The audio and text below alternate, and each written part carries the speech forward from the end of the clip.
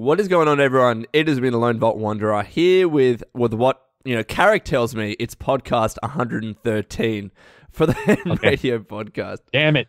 I don't like to be put on the spot here. I'm pretty sure it's 113. I thought I'd have to do it by myself. So it is. This is 113. Yep. And Matty isn't here, unfortunately. Now, Matty has an excuse. He told us his excuse, but I don't know if you saw that tweet I made of him on Twitter, but I have a feeling that he just hates me and he doesn't want to talk to me for 2 hours. I have a feeling he's embarrassed. You posted and he's one of those people who's like pretends everything's fine and then just goes and cries in a corner. He's like, why? Just the shaking sobs too, not the normal ones, but the ones where your shoulders get into it. Well, this is what happened, right? Really quickly. So Noah, for Maddie's birthday, uploaded an old picture of Maddie as a kid. And I was like, I love this picture. I'm never deleting it. That's awesome. And then the next day, I tweeted out this jab about a PSP, and I imply it was an innuendo. Just go on Twitter, check it out. I feel very bad, but no, Maddie's not here because of other commitments. So we'll make sure he has timestamps in the description below. Hopefully, this is coming out on iTunes and Google Play relatively seamlessly. I know we always have issues with that.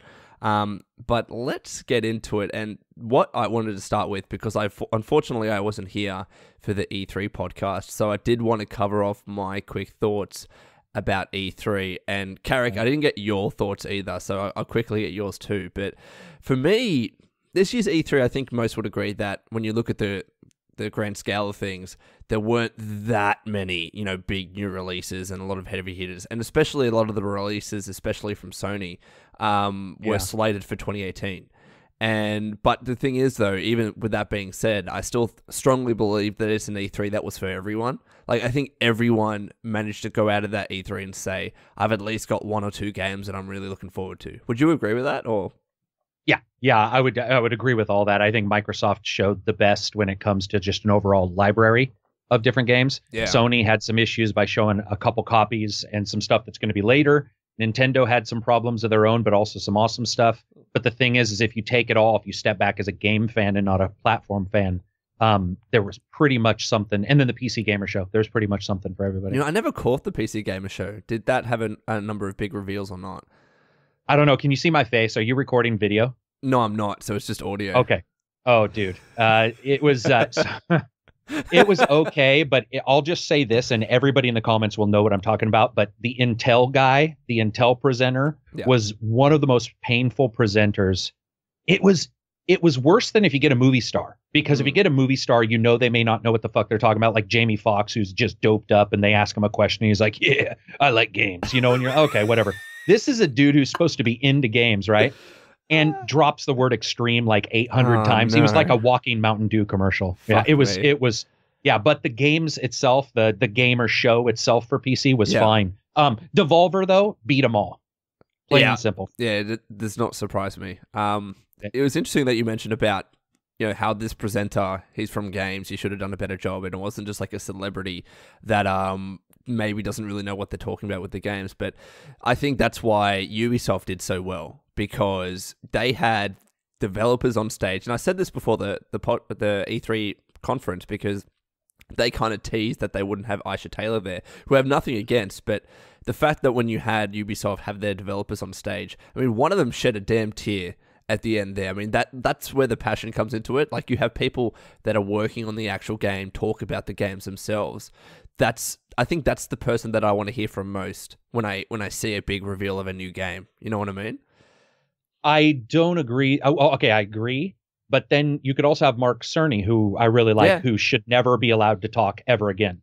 So I agree, but only if you cultivate their discussion so that the person talking as a developer can talk in front of people. I agree, yeah. Because we've had some bad E3s in the past. No, even I said, I was like, you get the most well-spoken developer you have, and put him or her on stage. The social media guy. You're like, okay, have you touched the game? Yeah, good enough. You'll cover it. But that's important though, because delivery is absolutely crucial. If it becomes a little bit awkward, which E3 in the past, or E3s in the past have done that a little bit. But if it gets a little bit awkward, it kind of takes away from the oomph of the presentation and the game that's being shown. So I did want to say that, I thought around the board with Microsoft, Sony, and Ubisoft, they all had pretty good showings. It's hard to compare. You know, you have Xbox and Sony on one end. Even though I thought Ubisoft did a great job, you can't compare a platform holder to a publisher, because there's just so much more content being shown with an Xbox or Sony versus a Ubisoft. Even though Ubisoft's press conference was awesome, like I think they got the best mix of, we're going to stand on stage with our developers and talk a little bit about the game and not just show you a trailer. While I love that from Sony, and obviously Xbox adopted that a little bit this year, when it's just trailer, so you get most games and most reveals as possible. It's also nice to talk a bit about the game, which is why I was disappointed with Ubisoft that they didn't actually talk more about Assassin's Creed. They did have that demo, that 30 minutes demo after the conference, but regardless, all I'm trying to say is that I think those three did a good job, but obviously Sony and Xbox stand up on the top because they just have more reveals. Ubisoft can't compete in that regard. And then there's Bethesda and EA, which I think EA is always interesting because they always have like the same games every year, which is not a bad thing. They make money from those games. The one thing I am excited for is Need for Speed. I know people are going to kill me, but I've been a huge fan for Need for Speed for so many years, and I think this one just looks cool. FIFA on the Switch is going to be cool. I'm going to be picking that up. I'm usually a fan of FIFA. And then Bethesda's, it was just Evil Within and Wolfenstein for me. So that's for everybody, E3. I think. Yeah, for everybody. I don't think Bethesda had much. I mean, that was Bethesda. EA's was so terrible just because it fell. I mean, it went off the rails. We were in a voice Discord, and about 3/4 of the way through, Scott Porter, who I like as an actor, Jason Street from Friday Night Lights, good actor. He's out there. He's talking about the new games, and he's talking about mocapping. And he asks the person who was in the game with him if they've ever been mocapped, and it dawns on you, it's gone so far off the rails that they're having the actors who don't know about games much discuss games, and that's the disaster that you have. And then you had the marriage proposal. I'm fine with that. I didn't watch that far. But then you have Devolver, who I personally feel, I don't think I've laughed that hard. Devolver took the shit. I mean, they literally took the piss out of every single thing that makes up E3, and that's why I liked them. Yeah, and fair enough. I have not laughed that hard. They were teasing YouTubers, which I'm one of them, and they teased them so hard that I know some YouTubers were probably crying in a corner. And they teased Twitch, they teased EA, they teased Microsoft, they teased Sony. They fucking took the piss out of so many people, and I think that is what I like. Is everybody was different. EA ignoring it. Bethesda had some issues, but everybody had their own little thing this year, which I actually thought was really cool. Yeah, no, definitely. And then obviously I wanted to mention that with EA, had that issue with, I think his name was Jesse, that YouTuber. Apparently it was a teleprompter issue. Yeah, Like initially everyone just thought he bombed his lines, but after you watch his video on it, you're like, okay, there were actual, like when his section came on, he didn't know that he was meant to be on at that time, so he turned around kind of like a deer in headlights, and there was nothing on the teleprompter with his lines. Do you know what I do, dude? I would pimp all of our channels. I'll be all, sup, everybody, this is Karak with ACG, and I'm also here with Lone, and they'd be like, who are these people? MrMattyPlays is somebody. You should go check out their channels. You stall as long as you can until those lines show up. I would, man. I'd be like, we're the best channels ever on YouTube. Go check us out. Honestly, you know what I would have done if that was me in that situation, even though I don't know if EA would have liked this, but I would have just admitted the fact, look, there's something wrong with my teleprompter. Until we get that fixed, I'm going to generally talk about Need for Speed. Regardless, anyways, I think overall it wasn't like the most amazing E3 compared to other E3s, but I still thought it was a solid E3 with something for everyone. So, alrighty, now let's move on to some Borderlands 3 stuff. So, this is interesting because people, I guess, were hoping for an E3 reveal, and when Take-Two had their conference call for their fiscal earnings report, they said they weren't showing any new games. And my understanding is that Take-Two was on the show floor, but they didn't have actual games on there because they only had WWE, they only had NBA, right? So they announced that they weren't going to have any new reveals at E3, which includes 2K, which therefore includes Borderlands. But you had Randy Pitchford that was talking to Jeff Keighley, who said, yes, Borderlands is in development. We had the tech demo where he pretty much said the most people at Gearbox are working on Borderlands, which is cool. I made a video which predicted Borderlands to be released like late 2018, early 2019. So I think it's that far off. But we wanted to talk about on the podcast the worries that Borderlands 3 could be in development hell because a few people have left. So we had, I don't even think this was first of all, but we did have the writer of Borderlands, Mikey Newman, that left Gearbox, but that was purely for health reasons. But apparently, like the voice actor for Scooter has returned as well, and a few other people has left, and a few other people have left as well. So some are suggesting Claptrap, right? Claptrap, yeah. So Claptrap apparently, this game could be in development hell, and we wanted to talk about that. I want to get your thoughts on this, Karak. What do you think about the fact that this game could be in development hell? Well, I mean, first of all, the honest truth is, I also think that Randy was in charge of Battleborn, and that had its issues. So I think they're being very careful. That would be the first thing. That was a huge loss for them because, dude, I was at the E3. They were pimping that hard, and it bombed. So I'm sure they're taking their time with it because Borderlands is, I mean, it's a big title. So I would agree with you, 2019. But people leaving right now, so the voice actor strike, so these are two separate things, but I want to cover it. So people left, Claptrap left, stuff like that. We don't know if he recorded his lines, which could have already happened. I'd be surprised if it's a 2019 title, if they've already recorded lines, but who knows? He could still be brought on. He could still be brought on, which is what I was going to say in the tweet last night. And then I was just like, you know what? We'll just cover it in the podcast because it's a bigger deal. But with all of the voice acting weirdness that's going on, I mean, like, I don't know if you heard, but this morning they announced the Resident Evil remake. I think it's 0. They're not getting the original voice actors. They're going to use non-union. So there's definitely some issues there. And I don't know, maybe there was a behind the scenes thing where a person was like, didn't feel like they liked their time there or what. But I mean, if they're just a voice actor for Claptrap, they can't be working there all the time because there's not Claptrap content all the time. So I think it's probably all connected in some, tertiary way. And I'm not too worried about it. It's too far out to even worry about those kind of things right now. Yeah. And I'm on the very similar wavelength. I mean, in the games industry in particular, there is a high rate of turnover. People leave publishers and companies all the time and then join other publishers or companies all the time. Like, that's something that's not, surprising to me. Even if it's the voice of Claptrap, right, who's a pretty mainstay figure. Right. And again, they can still just contract out to him and get him to do the lines. Exactly. I mean, just like a regular voice actor that doesn't work within the company itself. It happens all the time, right? It's not like I'm seeing this sudden exodus of, pardon the pun with my Metro, but we're not like seeing this. Steam VR. I don't know if you remember that. Yeah. But there was a huge exodus there, and that did indicate there was an issue at that time. Yeah, but we're not seeing that with Gearbox. I mean, we saw like 2 or 3 people leave, one of which left for very personal health reasons that we won't get into. Right. So I'm not seeing that kind of dire situation as you would see with other games. And I think right now, to be honest, Borderlands is tracking pretty much on time as you would expect with, Gearbox's development cycle.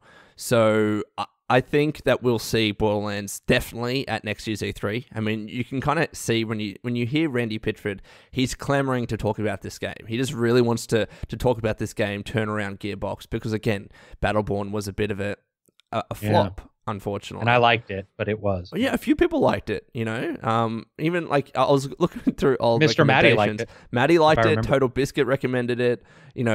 This game was not like hated in that regard. It just never took off. Right. So, but yeah, I think Borderlands 3 definitely in next year's E3. I don't think it's in development hell. I think it's doing just fine. If we start to see more devs leave, then without a doubt, then there's something going on behind the scenes there. But, I don't think there's really anything going on bad at Gearbox at the moment. And what's funny, you mentioned about turnover. Yeah. And yesterday I was talking to David from Raw Fury Games, the co-founder, and we did a podcast. We were randomly yakking about stuff, and we started joking about how often at 3 a.m. I'll look at an email and it'll start out with, "I just wanted to inform you," which is instantly an indicator they left the company. And I'll be all, "I got somebody at EA or I got somebody at fucking Ubisoft who talked to me." And then 2 weeks later, they'll be all, "I just wanted to inform you, I no longer work with. Please watch me. Continue to follow me on Twitter. You'll see me in a second." And you're, God damn it. Because the turnover is so I don't think people understand that except for a couple spots, the development is almost mercenary, and not in a bad way. But I mean, in a you move to be fluidly available for whatever you need. If Borderlands is done, it does not need an engine dev sitting there because they've already built the engine. Like, unless they're moving to the second one. So those people quit and move or jump to a next game at a normal pace. This is one of the most mercenary style businesses I've ever encountered, and not bad. No, it's not bad. It's just the way it is, right? I mean, like, if you follow news in the industry, you hear a lot about, when a developer wraps up production on the game, they have a bunch of developers sitting there, and a lot of them will leave. Like, they'll have a core team that stays, but usually a lot of the people that they brought on mid-dev, they're the ones that are going to be not let go, but they'll move on, right? And they'll go on to a different developer. It's just one of those industries. And the thing is, obviously, games development is not the only industry with a high rate of turnover. I mean, I used to work in consultancy, and where I worked, man, there was a 40% turnover every year. It was insane. I set up call centers around the world, and so it'd be really busy, and then after a year or two, it would die out. So you'd have like 80% turnover after a year, especially when you're working on a project basis. Yeah, exactly. So I think it's normal. I just think it is an indicator of some people maybe following somebody like you or like me or like Matty and being interested in this stuff, and then not being able to take the next logical jump because no one's told them. Like that's why podcasts are important, because a lot of people don't cover the business side. I mean, I listened to a ton of them, and a lot of them are just, oh, here's this new game. But that kind of information is actually really vital, because that person who sent that tweet to you, if they send that tweet and they get that response, they can also share that response with others, and people can be they can waste a little less time being nerve-wracked over something that's normal. Exactly. Yeah, and just start to worry about it, and then it turns out in a year's time, well, actually, it was fine, and those movements on were just normal. You know what I mean? Right. Yeah. So anyways, I think Borderlands 3 is fine. It's tracking pretty much on schedule, and my prediction is we'll definitely hear about it at next year's E3, without a doubt. Maybe before then, if Randy Pitchford gets trigger happy like he usually does. So let's talk about Rockstar Take-Two and Open 4. So I wasn't following this too closely, but I do have a general idea as to what was going on. So maybe you can talk about this a bit more, Karak. But essentially, big mod, kind of like SKSE for Fallout, but it was Open 4 for GTA. Well, it was GTA 4, then GTA 5. And essentially this kind of mod allows other mods to be created, single player mods apparently to be created. I don't know, I don't have a close enough knowledge of the subject, whether Open 4 was ever used for multiplayer mods, even if it wasn't created for that purpose. Okay. It even checks, and it demands that it's just single player. Okay. So they had this single player mod. Take-Two releases a cease and desist and saying this mod is actually allowing the creation of malicious mods that it's affecting the online mode and helping cheaters do their thing. And I think this was part of a suite of cease and desist that Take-Two did, because another story that I read, Take-Two made other cheaters donate to charity. So I thought that was pretty funny. I think that was pretty cool, to be honest. But going back to Open 4, they released a cease and desist. The developers said, we're not going to make this mod anymore. Going to court is too expensive, which it is, hundreds of thousands of dollars. But now Rockstar is talking to the developers of Open 4 and issues a new statement on the mods. So let's get to the actual statement here. Rockstar Games believes in reasonable fan creativity, and in particular wants creators to showcase their passion for our games. After discussions with Take-Two, and mind you, Rockstar's never releasing this statement without Take-Two say so let's bear that in mind. But after discussions with Take-Two, Take-Two has agreed that it will generally not take legal action against third-party projects involving Rockstar PC's games that are single-player, non-commercial, and respect the intellectual property rights of the third party. This does not apply to multiplayer or online services, tools, files, libraries, or functions that could be used to impact multiplayer or online services, or use or importation of other IP, including other Rockstar IP, in the project. This is not a license and does not constitute an endorsement, approval, or authorization of any third-party project. Take-Two reserves the right to object to any third-party project, or to revise, revoke, and/or withdraw the statement at any time in their own discretion. I'm stuffing this up. This statement does not constitute a waiver of any rights that Take-Two may have with respect to third-party projects. That is a tongue twister, bloody hell. So essentially, they kind of backtracked at least on the single player side of it. What do you think about this, Karak? I think it's worrisome. Take-Two is obviously having issues behind the scenes, and you see that in the weird way they're talking about, like, we need to monetize more. And you when you hear a company like that say we need to monetize more, you have to sit back and go, like, what the fuck are they talking about? Like, shark cards are monetization all by themselves. And these continual little attacks and stuff. I don't know if it's company wide, if it's just like something is going on within the company and certain people are feeling like a mod could steal their money or something, like a mod could steal money that they could make doing something on their own. But to shut down a mod and send cease and desist letters, one thing people need to understand is that costs money, your own lawyers. So so that means a decision had to be made within the company that it made financial sense for them to send out these letters and prepare and make sure that they're legal in the first place, make sure they can do it, and then send out that kind of stuff.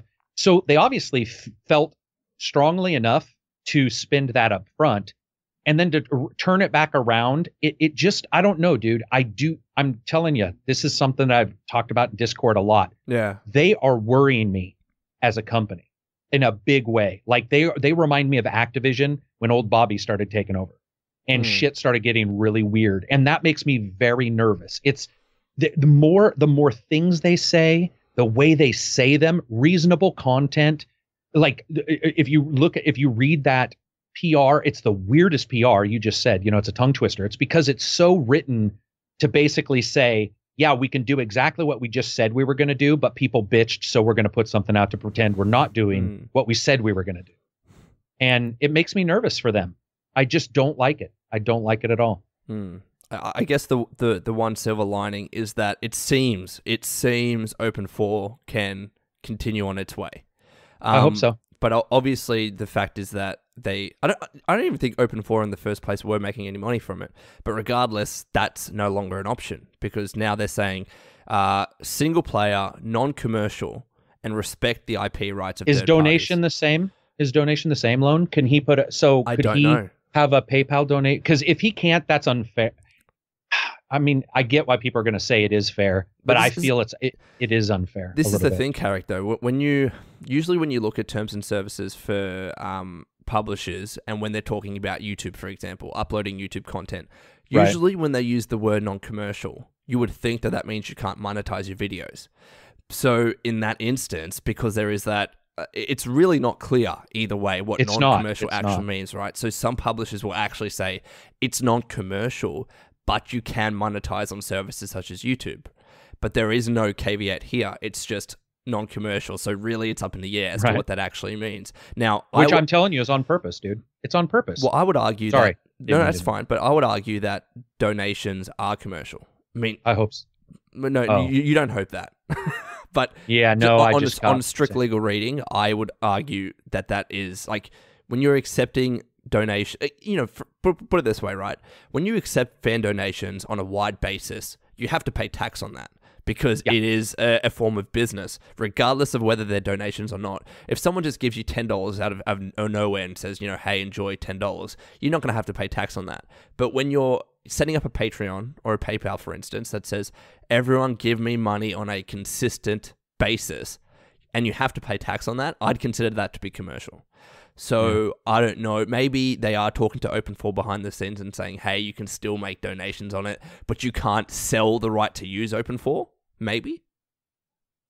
What do you think about that? Well, I mean, he never did. Like, again, it's so confusing. There's no reason. I always look back at why something was done. Like, I've always been that type of person who's like, well, wait. Like, how did this all start where they thought this was a good idea? Did you watch Turtle Biscuit's video on it? No, I don't watch almost anything he does. Nothing against him. They're long videos, so I don't usually get a time to do it. Videos, yeah. So again, totally nothing against him. So I didn't get a chance to, but to me, it's one of those situations where you look at it and it has these elements of threat originally, cease and desist, blah blah blah. Yeah. And then just like almost like a review and then a re-review, you have the secondary announcement that goes out that's so cloudy and weird that most people can't even figure it out. And I honestly believe that that's on purpose too, because they're like, okay, this will stop the people that aren't super serious about it. And then the people who are super serious, it acts like a little gate, a little filter. And so now Rockstar can watch the people who do set up the stuff and do take the time and go, okay, do we want to hit this person or that person? Here's what I do believe, though. My favorite mods are mixing characters between games. So bully characters in GTA. But it's funny enough, those are the ones that I would agree with Take-Two. No, and they said, I don't think you should be. What I mean is, that one makes sense to me. Absolutely like that they said no, because that's and what about Red Dead? What about, did you hear about them importing, they used open, what is it called? Open 4? Is that what this is called? Yeah. Open, they imported Red Dead into GTA 5, but the entire landscape. Exactly why they said, now whether you agree with it or not, that's exactly why they said importation of other IP, including Rockstar IP. They don't want Iron Man. I'm just saying this is reasoning, right? First of all, on the third-party side, makes complete sense. They don't want to import, Nintendo characters into their games, because if they, allow that or implicitly allow that through a statement such as this, then they'll get Nintendo on their ass, not the mod creators' ass, right? So that makes sense. But when it comes to Rockstar's own IP, I guess it makes sense in the sense that when you have Red Dead being imported into GTA, and people are essentially playing that over playing Red Dead itself, possibly. I don't know. I'm not saying whether I agree with it, but I guess that's their reasoning. It is interesting. I guess the silver lining that I'm seeing is that, again, Open 4 can keep doing their thing. If you listen to Total Biscuit's video, he was essentially saying that the reason why this came about in the first place is because right now, especially with GTA, Take-Two is relying on, small pieces of microtransactions and DLC more than ever nowadays. That's really where their money is coming from. Like, yeah, they're selling a lot of copies of GTA, but I guarantee you they're making more from DLC. And when it comes to mods, at least on an online level, multiplayer level, I guess that can kind of detract away from the market for what they're offering now, where they're making their most money. When it comes to single-player mods, I guess that argument could be loosely made. I don't know if it could. But that's what Total Biscuit at least was saying about that.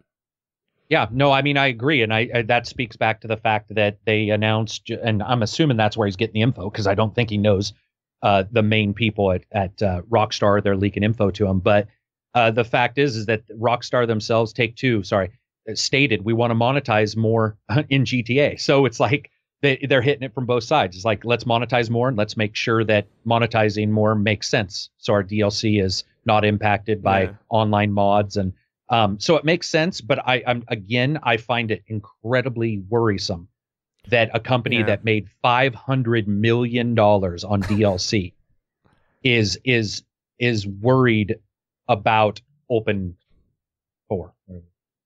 But I don't know. So I get it though. People will say it doesn't matter if they have money, they shouldn't be beat up, or if a bunch of people have money, it doesn't mean they can't be sued. I mean, I get it. It doesn't mean they should stop having rights, but it certainly, I would love to have been a fly on the wall and hear when this discussion started, because I would, how do you, if you and I are sitting in a room and you're all, hey dude, man, so I just got back from my yacht that has a mansion on it and I decided, let's get more mansions in our mansions. What do we do? It's like, well, let's stop. You know what I mean? Like, how does that discussion even fucking start?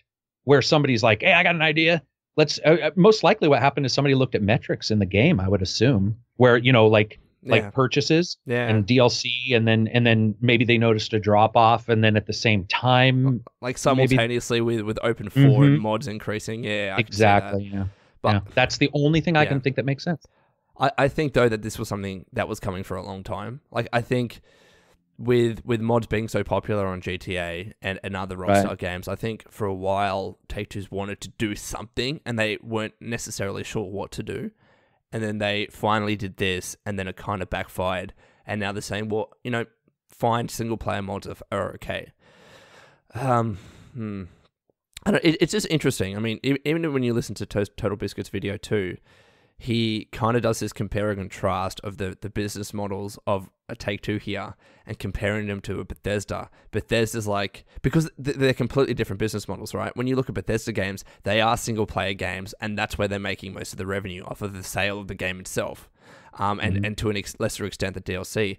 So when you have more people buying those games with such a long tail, a lot of the times it's because of mods, because of the existence of so many mods out there for Fallout and Skyrim. It's actually in Bethesda's best interest to promote mods. It's in their best interest to release the creation kit for Fallout 4, for example, or Skyrim, or whatever it is.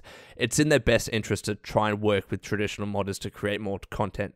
It's just a different business model to what Rockstar is doing because they're focusing so much. Like they didn't release any DLC, single player DLC for GTA, even though they said they promised it. Yeah, they promised, and that's another reason why I've been bothered. I was bothered prior to GTA 5 even launching, and then as it launched and just the different stuff. It's a lot of their decisions. I mean, they outright lied about it. I mean, they lied about it, and they said. And they didn't do it. And it's because when something's popular, you know how you're like, oh, it's popular. We'll let them. It's okay. But and it is, I guess. But at the same time, at some point when everything's hot, maybe you should check to see if something's not on fucking fire. And that's the way it feels. Here. I mean, it feels like there's just multiple little things needling my desire to support them. I would love to see the numbers behind it. I would love to see. Me too.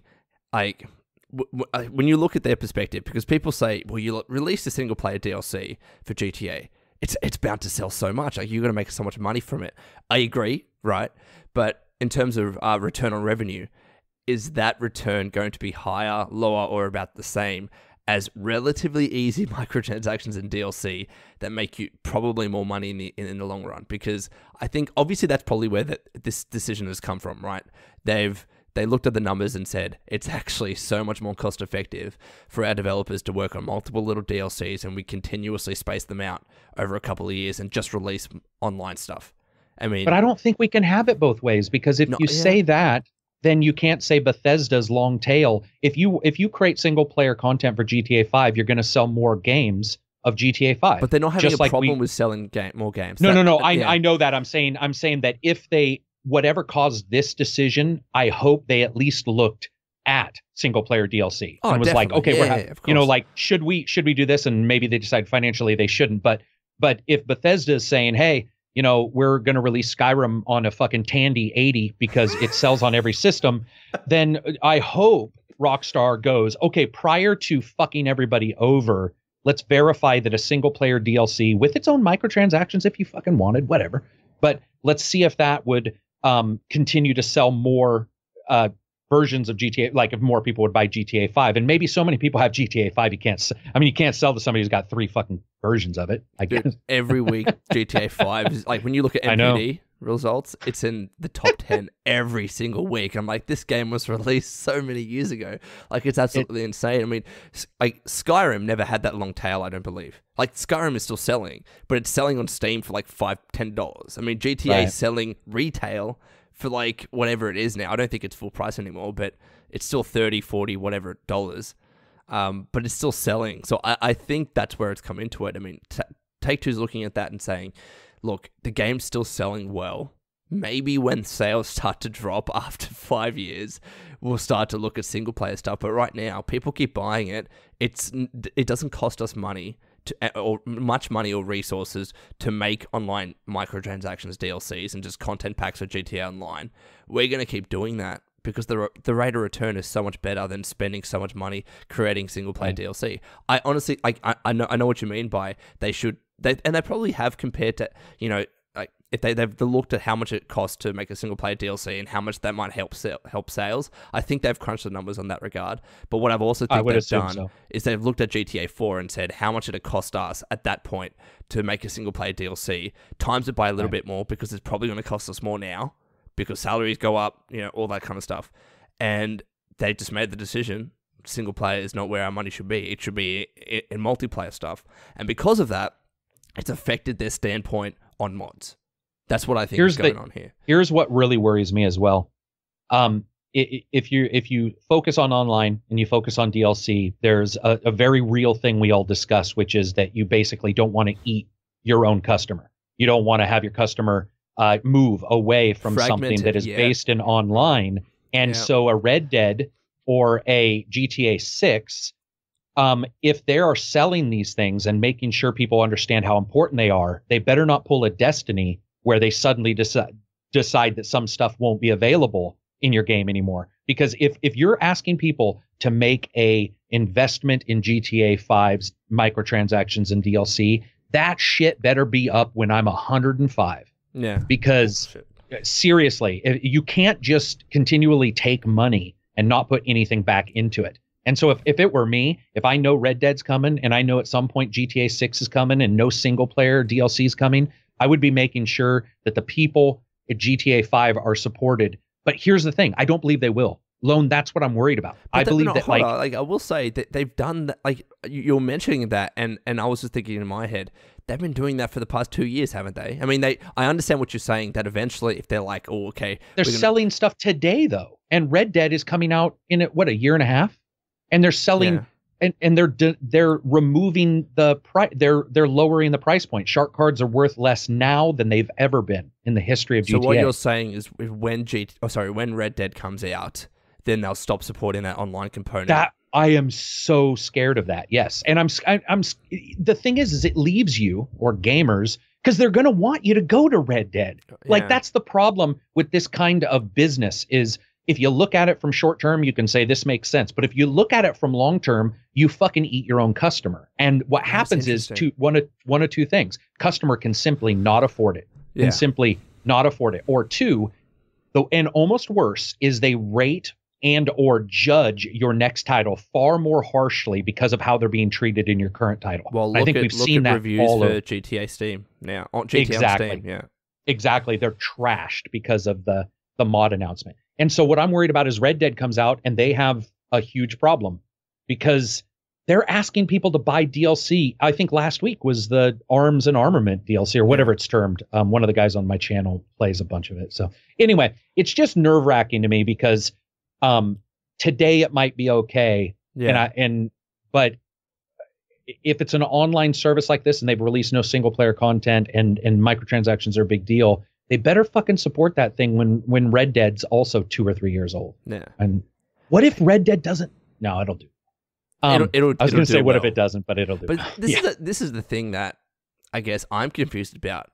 I understand with you know what? They're probably going to try and replicate what they did with GTA, but with Red Dead, because Red Dead, did have a multiplayer component. It wasn't as fleshed out as GTA Online, but neither was GTA agree. In the past. Here's what I think is honestly going to happen. When you have a new game released, doesn't matter what it is, you're never going to have everyone that buys it straight away. You're going to have people that wait. You're going to have people that wait for that price drop, for everything to be patched and fixed and supported. And they'll buy the game 6 months later, a year later, or whatever. Really long tail, just like with GTA, right? I think there will be that kind of transition period where you have people that are happy with playing GTA Online because that's what they know. Like you said, they've invested so much money into it. They want to get a return on that. But then eventually, hopefully, again, this is all contingent on the fact that Take-Two still supports GTA, but people that are still playing GTA, even after Red Dead releases, if they can still do that for about a year, and then slowly transition to Red Dead because the main price has dropped, and Red Dead has a bunch of online DLC too, then I think that'll be okay. There might be some teething issues there, but it is tough though. I agree. And this is the thing, I'm someone that prefers single player games. I mean, me too. I've never really gotten, aside from my Call of Duty days, when I stopped playing Call of Duty and I just moved to single player games, I just enjoy that more. But I guess I can understand the reasons why a Take-Two is like, well, we're just going to focus on multiplayer stuff because it's making more money for us. But I would like to see them make a single player DLC for GTA because I would like to see them do that for Red Dead too. And if they keep this up, then they're probably not going to do it for Red Dead. Yeah. And what I'm worried about is a lot of people just won't buy Red Dead because they don't like Westerns.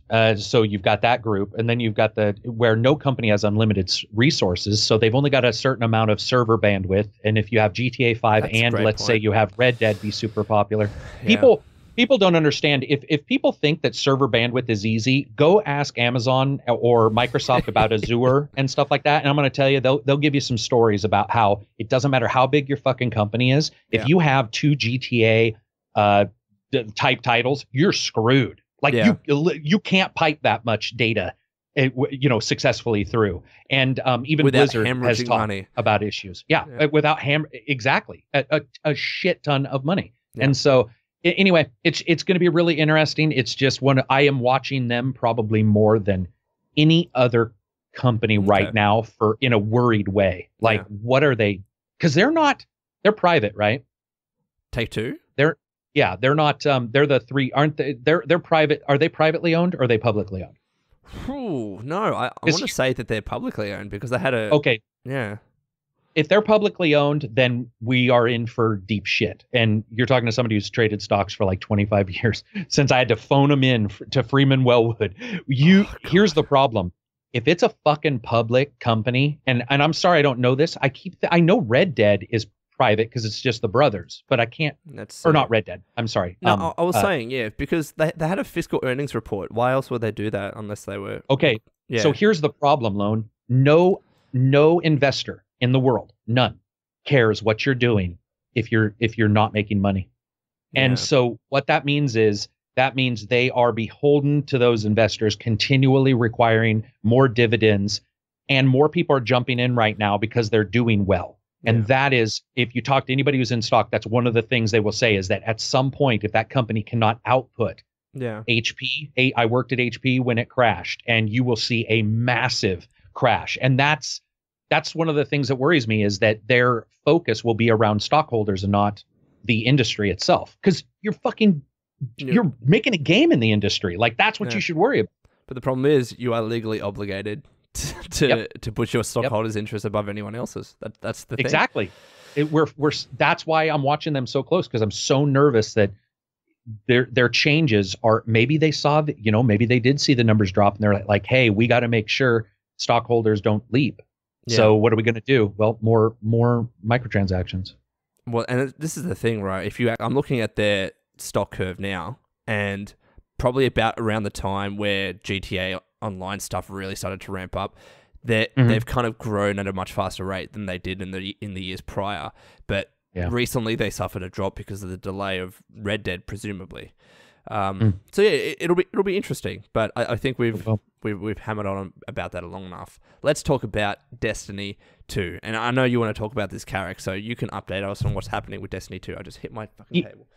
Yeah, so it was just, well, it wasn't necessarily a small thing, but originally one of the guys who worked at Destiny was asked like how the PC controls versus the console, and he said that they've removed all recoil from the PC version, which then freaked everybody out because, of course, PC, you're already using a mouse and keyboard, so you're going to be headshotting people, like your accuracy is going to go through the roof. And then today, a lead developer said, no.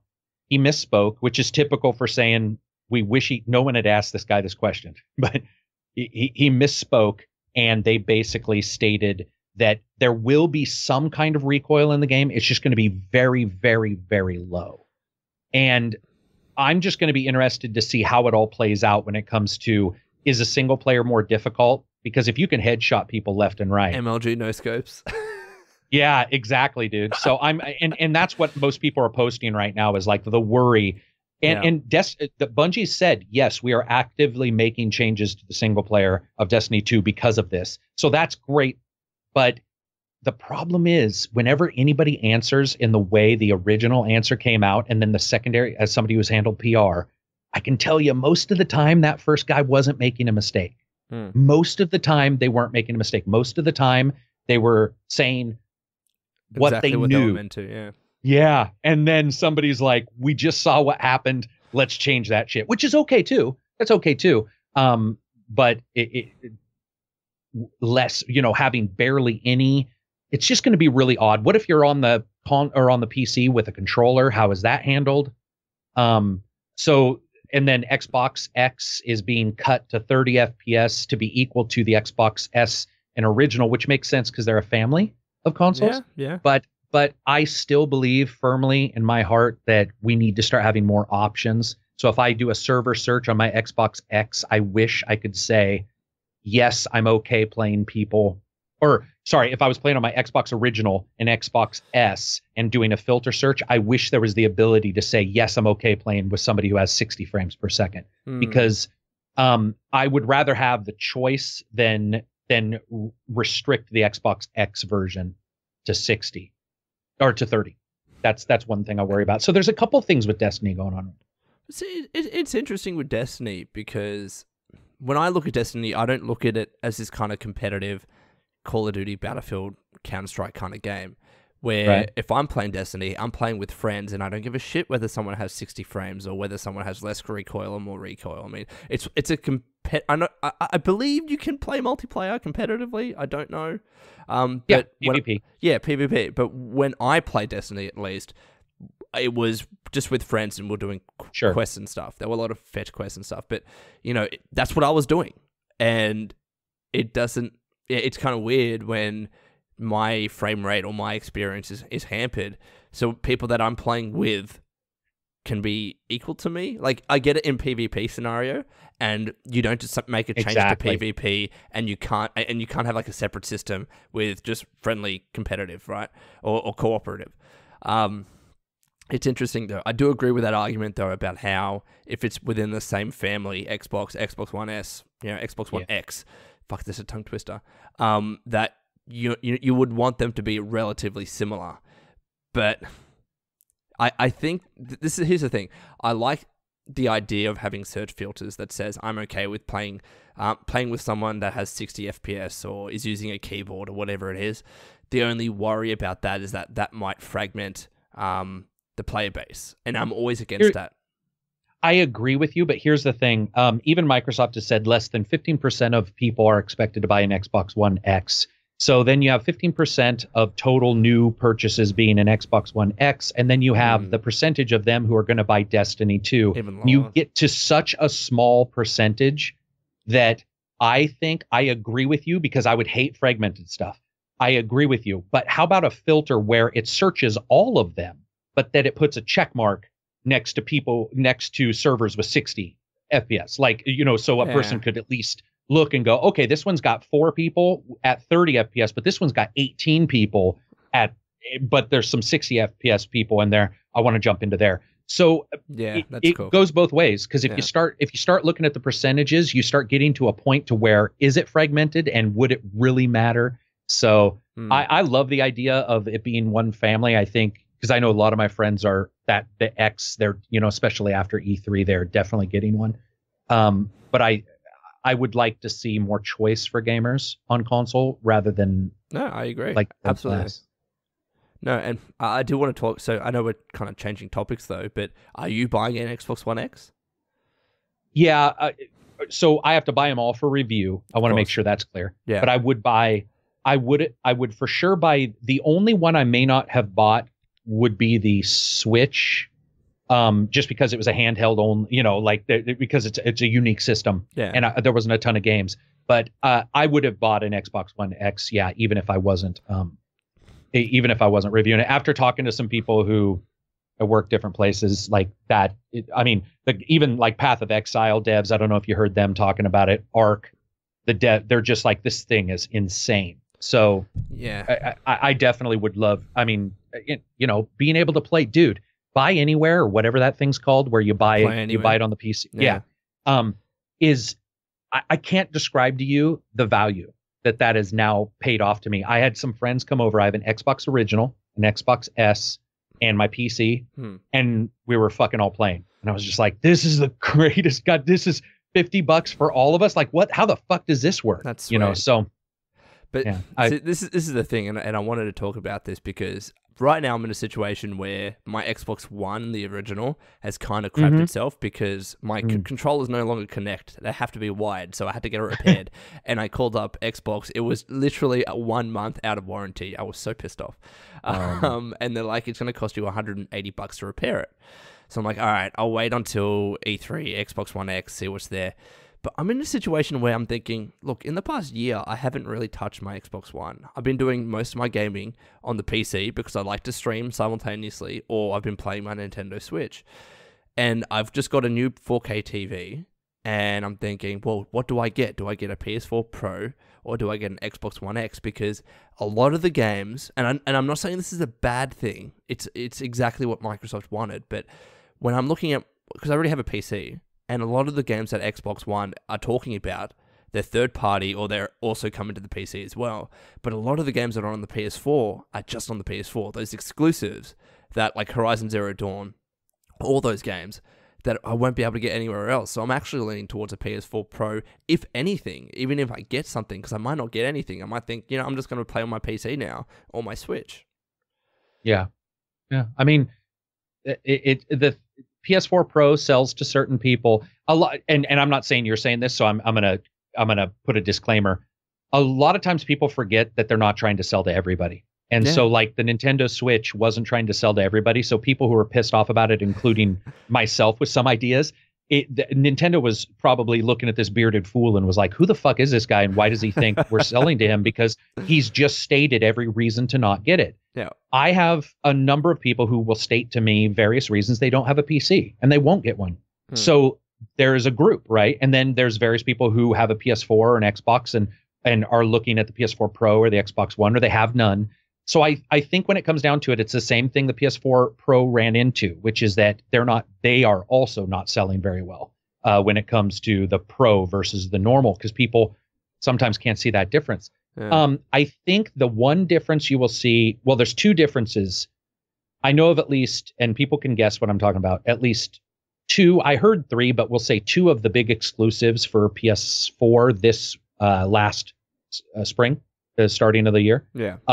Were purely due to power. What I mean is that the developers did not want to make 900p versions of their games. Okay. And so the Xbox X immediately becomes a system they would release for. So that's so the exclusives, and like I said, most people just by listening to my reviews could figure out which two games I'm talking about. There's a third game supposedly, but I emailed the developer and I haven't heard back if that's true or not. So you have that. And then you have third party, right? So if that's the main third party box, you have people who like third party games, like some exclusives and like Microsoft stuff, and they get it if they don't have a PC or they want to play in two rooms or whatever. To me, it makes sense because it's the same thing that occurs with the Switch or with the Sony. You have to decide where you are, because I know a lot of friends who would never buy a console, dude. Like they're like, man, I've got a PC with twin Titans, and I'm like, you do, but do you realize your single Titan costs more than the PS4 Pro? Yeah. So absolutely. So there's a money situation here as well, and I think it makes sense that you are questioning it, because an intelligent consumer questions things and looks at them from a value standpoint, but is open to all values. And I don't think a lot of consumers are. They close themselves off to some values, like anti-Microsoft fans or anti-Sony fans. They're the ones that are difficult to talk to because they're closing off value based on emotion. You're just like, I'm looking at facts. I'm running my numbers like Take-Two before they decided to screw us. And I'm seeing that I don't play the Xbox One very much. So what do I do? It makes sense. Like, I think you've got a completely legitimate problem, but it's a good one to have. It is a good one. It's such first world problems, right? Oh, dude, they are. Yeah, it's like well, I'm sitting here eating peanuts and fucking drinking pop, and people are being killed everywhere, and I'm like, I can't fucking switch. I can't believe I can't decide which Rockstar's screwing us over. But it makes total sense. It's just, I mean, we also these systems sort of sucked, Lone. I mean, not to be rude, but like when they first came out, anybody who followed tech was like, whoa, wait a minute. Like the jump here is not really there. And it is with the X and it is with the Pro. And so a lot of people just want to upgrade because they don't want the 25 frames per second bullshit. Or the like 720p on a console version. on some Xbox One games. Oh yeah, 720p on PS4 games. There's a couple of PS4 games that have that. Oh yeah. 720p is not, especially with dynamic resolution. Yeah, there's 2 or 3 720p, far less, of course, on the PS4. Wow. But and frame rate, and input lag. Look at like they were just looking at Marvel versus Capcom Infinite, and the Xbox One's input lag is less than the PS4's because you have a slightly lower res. which allows you to get that frame to screen quicker. And some people are choosing that version because of that. And so you have this thing where it's like, what's more powerful? What's not? Do I have a 4K TV? Does it matter? We're jumping into a really weird time. It is. And I'm just thinking, again, first world problems, but I honestly, at this stage, I don't know what to do. Because, again, my old TV broke, so I happily got a 4K TV. I was not going to say no.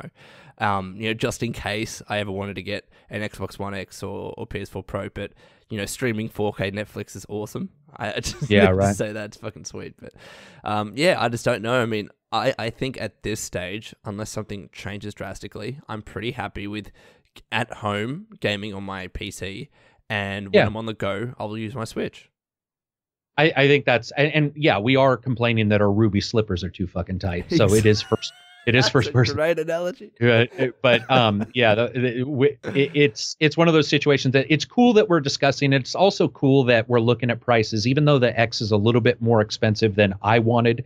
We're still looking at prices that are competitive if you are looking to make the jump. That if you're based purely on money, you're not anyway, because they'll be more expensive.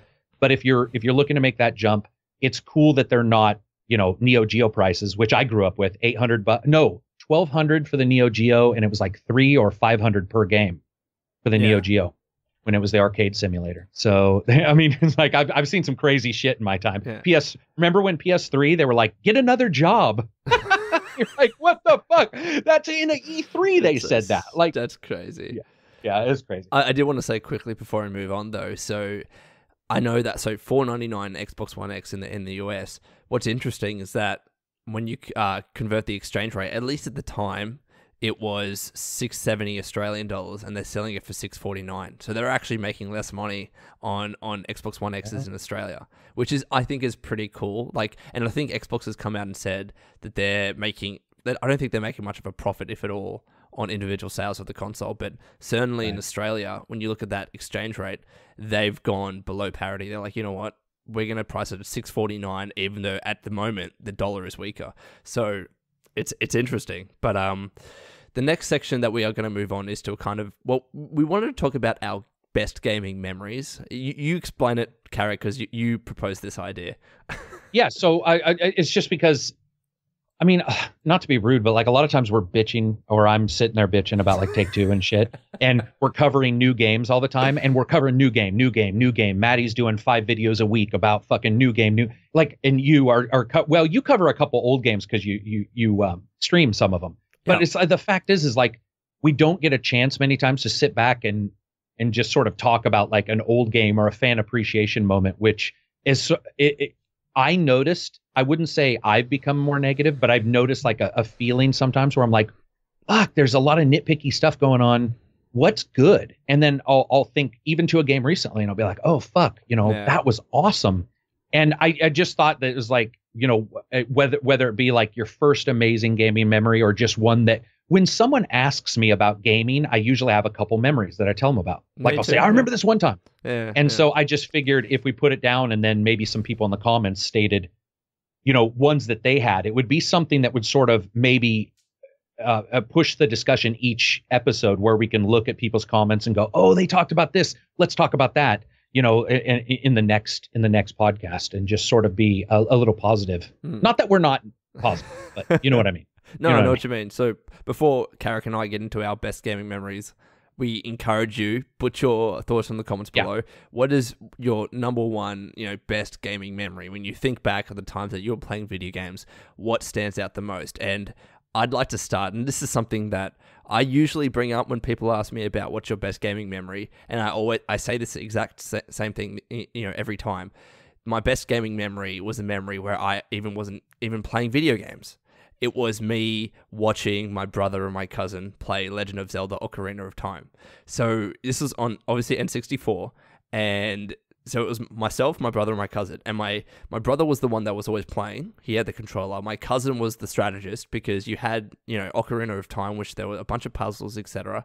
They weren't too hard in the grand scheme of things, but we were young, so they were relatively difficult.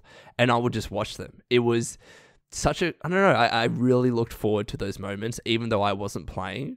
And even though when I did play games, I was pretty crappy. But the fact that I could just sit there, watch them, and look forward to that and enjoy that experience, that memory sticks in my mind so often. And I think those were the early days of liking to watch someone stream or let's play a game. Yeah, you were doing YouTube at your house. Much, yeah. It was true YouTube, right? It was you home. You're like, oh, I don't even need to leave. I can just sit in my underwear and watch my brother and cousin. That's awesome. It sounds like you sort of did what we did. So you had the strategist. We always had like the co-pilot, a person who was always good at like whether they didn't always have to take a note about a map or anything, but they were sort of bouncing ideas off of you as you're playing, especially with puzzle games. Definitely. That second person watching the chess game, who's like, "Hey, dude, check." They'd always say something different. Yeah, definitely. Did you how much older were they than you? I think, well, it's still the same. So right now, my brother's about 4 or 5 years older than me. Fuck, I just don't remember how old he is. And my cousin. Sorry, I didn't mean that they were different. I meant back then. Yeah, not that you suddenly are different ages. Well, he aged faster than me, so now he's 10 years older. Oh man, that's awesome. He does a lot of traveling, so he's just a little younger than me. Yeah. So did they let you join in during discussion? They definitely did. Like I would play here and there, but I was actually just content with watching them play, which I thought was pretty cool. And then eventually, you know, when they grew up and we stopped playing with each other, then I played through Ocarina of Time on my own, and then I played through Majora's Mask, and I got through all the masks, and those were definitely my greatest memories. I even remember this one instance where my brother had his game of Pokemon, and because I only watched him play, I didn't know how to play properly. And I distinctly remember this. When he was gone, I played his Pokemon game. It was, you know how you had the SNES and you could plug in a Game Boy cartridge into that fucking contraption and watch and play it on the TV? Do you remember that? Yeah. Yes. So I was playing Pokemon. I think it was Gold, it was Gold, and then it was probably before that. Anyways, I didn't know how to heal Pokemon. Right, so I was getting into a bunch of battles, and I was like pretty much killing all of my brother's Pokemon. I'm like, he's gonna be so fucking mad because I don't know how to heal. And eventually, I just turned it off, stopped playing. I forgot to save, and my brother never found out because it was at the same save point. So that was pretty great. So those are that would have been awesome though. That would have been so great if he returns. He's like, I got my Pokemon up to level like 99. I'm a Pokemon rancher. And they're all dead. Just a fucking swath of dead Pokemon around your character. What the hell happened? I didn't know how to heal. Remember, I mean, I still remember back in the day when like you had the codes, the long codes, 50 characters for saves. Sorry, my dogs are barking. That's fine. And you had all these codes for saves, and you'd enter the wrong number or you'd write it down wrong, and you wouldn't be able to enter it again. Karak's dog is just barking. Yeah, dude, that dog. It's like the moment the door, if somebody knocks at the door, they're like, "There's an intruder at that rectangle thing. Let's kill it." My dog does the exact. A quick side note. So back when I was living back home with my dog, she learned very quickly that whoever she knew, right, had a key to the house, had a key to the apartment or whatever it is, and whenever someone was unlocking the key to the door, she would know them. She wouldn't bark. As soon as someone rang the doorbell, she would fucking go crazy. It was absolutely insane. So Karak is still dealing with his dog issues right now. He's not even at the camera. Let's talk shit about Karak. Let's talk shit about Matty. Fuck Matty. Swear to God. He said I burnt my toast. Yes. Hey, can you pause it for a second? I can pause it. There's something weird going on. I'll be right back. Okay. So we are pausing at the moment because Karak has to deal with something. I want to keep talking. Hi guys. So I'm taking over Matty's channel, right? And he's just a fucking fuckwit, isn't he? I'm gonna keep recording this. This is great. I have so much freedom. How are you all going? You guys good? You're fantastic. We're gonna keep chatting until Karak returns. Let's see. What can we talk about? Oh, you know what we're gonna talk about as a little side note. We're going to go through some Steam sales because I'm trying to consider what to get with Steam.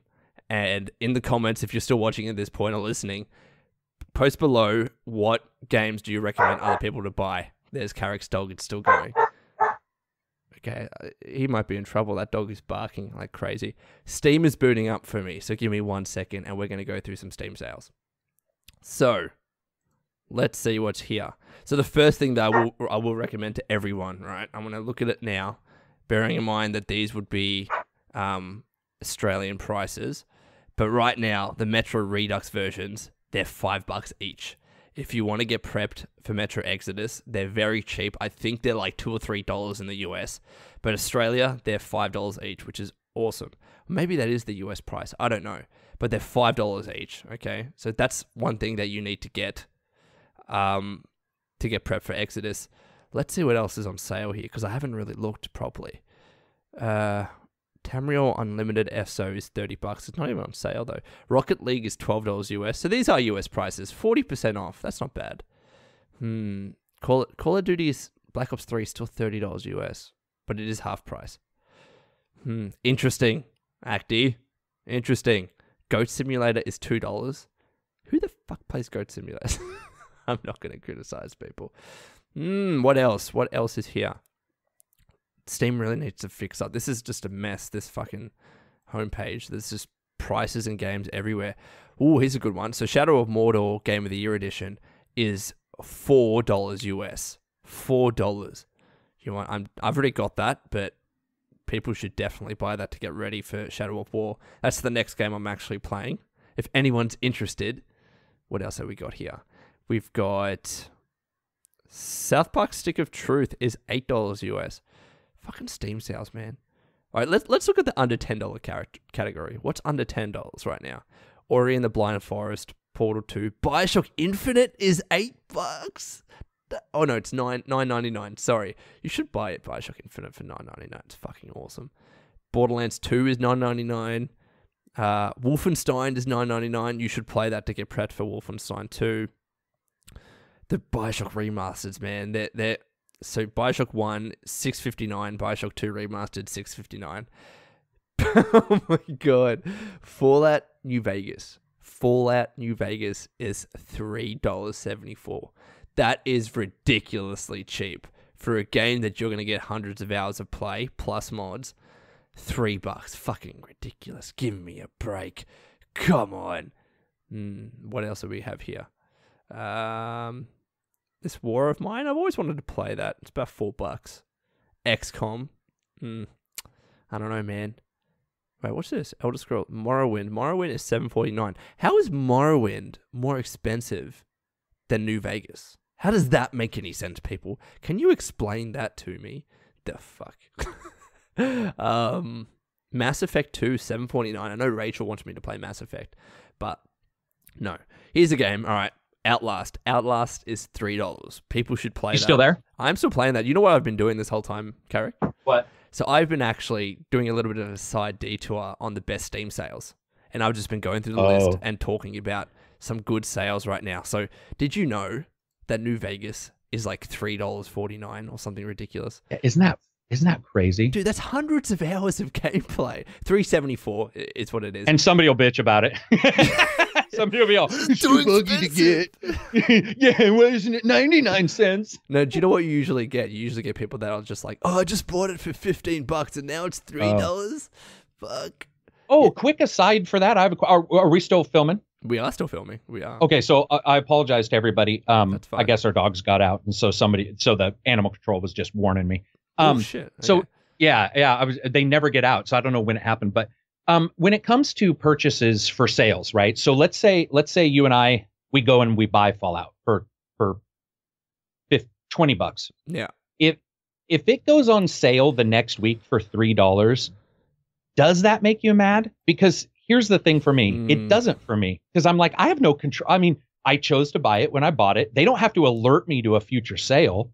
I could wait for a Steam sale, like obviously people do. Yeah. But I hear this a lot of times where I had a lot of people who said, I think it was the Xbox 360 or maybe the Xbox One where it dropped 50 or 100, and people were just they were like, we should be rewarded for buying. They should give us a discount for $100. I'm like, what the fuck? What world does that work in? Here's the thing. Am I wrong? You're not wrong. I would be a little like upset. Like I would feel like, oh fuck, if I just waited 1 week, I could have gotten it cheaper. But that doesn't go to the stage where I demand reimbursement. Right? Yeah, I think there are two different stages there. Like I just don't imagine you doing that anyway. But that's funny. Anyway, go ahead. You owe me that $49. Yeah. No, but yeah, I would feel a little bit shitty though, because and you know, I'd put that on me, but you can't look back with hindsight and say, "Well, I should have waited a week," because you didn't know. You didn't know. So Karak, you were telling us about your best gaming memory, were you? Yeah. So verifying my dogs are still in the house. I'm all stressed. Now I'm like, did they escape through a window? Like, what the heck? How the hell did they get out? That's great. One of my best ones. I think I already told the one a couple of weeks ago when I had cancer. Did I tell you that about and my uncle? Oh no, you did tell me. You did, yeah.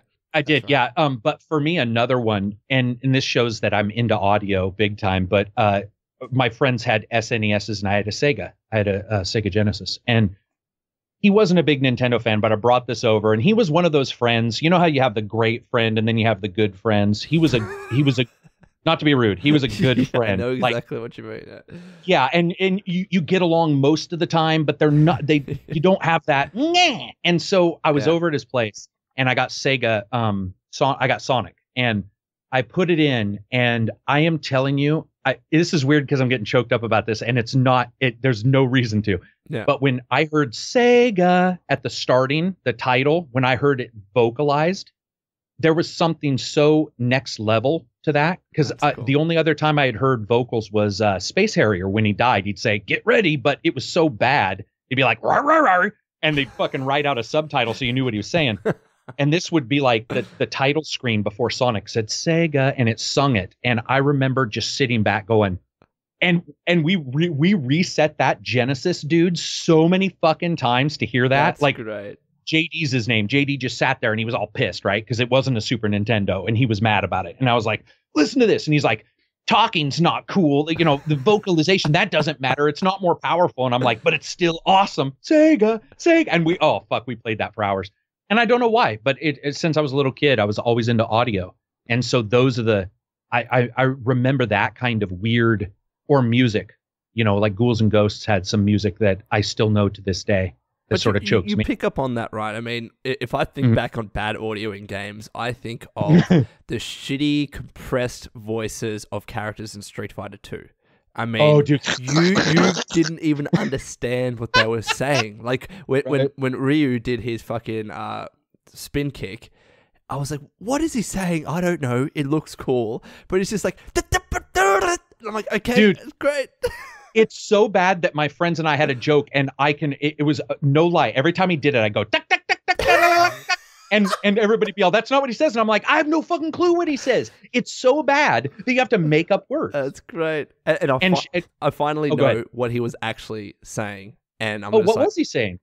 He was saying, so the kick is called Tatsumaki Senpu Kick.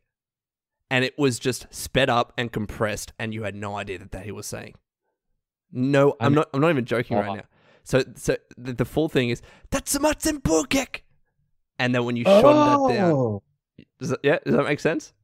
Yeah, it does. Yeah. It does. But it's crazy because I'm not quite sure that's what I heard.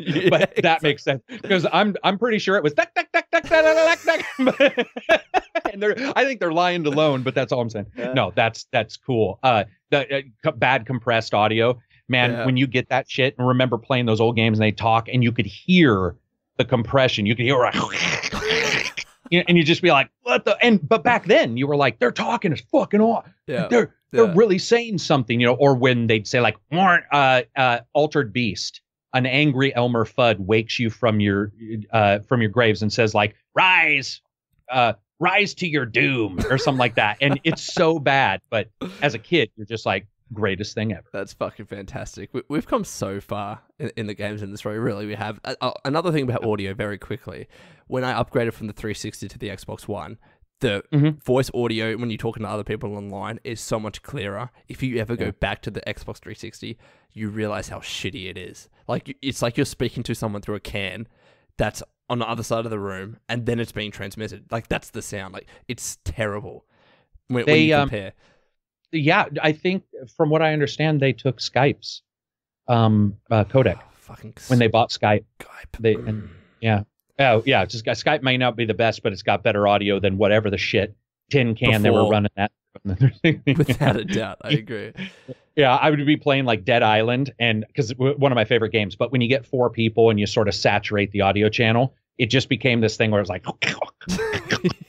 and you're like, I think he's telling me that I should come back and save him, but I need really. a translator here. Yeah, it is weird too. Also, think about like when you talk about how far we've come. I mean, our dashboards are crazy now. Like, especially the Xbox One, like you open a dashboard and there's, movie, store, your stuff, more stuff for your stuff, your friend's stuff, their stuff. And you're just like, damn. I mean, all on the dashboard. I gotta be honest though. I'm, and this is not just Xbox, it's just any tablet or whatever it is. I'm not a fan of like the tile UI. Me neither. And just thinking back on the 360, how easy it was when you'd press that home button and there was a nice list of all the stuff you needed in one nice list. And I'm just like, yes, we need to go back to lists. That's what we really need. I know it's not pretty, it doesn't look good, but it's so much more convenient. For the Xbox 360, it was called Blades, and I remember when the developers were talking about switching to the tile, because they did later in the life of the 360. They did. And I remember I was one of the few people who liked Blades, and which sounds like you did too. And a lot of my friends were like, dude, tiles are so cool. And it's not that I hate them. It's that I don't think there's visually representative of what as people think they are. Like, I don't think they're as non-confusing as people. They are actually quite confusing at times. They are very confusing at times. Yeah. And Blades and lists, you're just like, it's fucking Blades and lists. So right or up and down, and that's it. And then you open up an Xbox or a PS4 and you're like, what the shit? There's, it's nice, but there's stuff everywhere. Yeah, you're right. It looks beautiful, right? But in terms of usability, I prefer, as you said, Blade. So you had the list and then you could change the list or the blade or whatever it was, kind of like a notepad or something. What do you think about the Switch? And it's actually sort of pseudo OS. Here's the thing, though. There's not that many features, so it's hard to compare like for like, right? I mean, if the Switch had like 100 different apps on it or whatever it is and games and stuff, that would really test out the limits of the UI. That being said, I do like it. It's very simple and it's very easy to get into a game. And here's a cool thing that I didn't realize, right?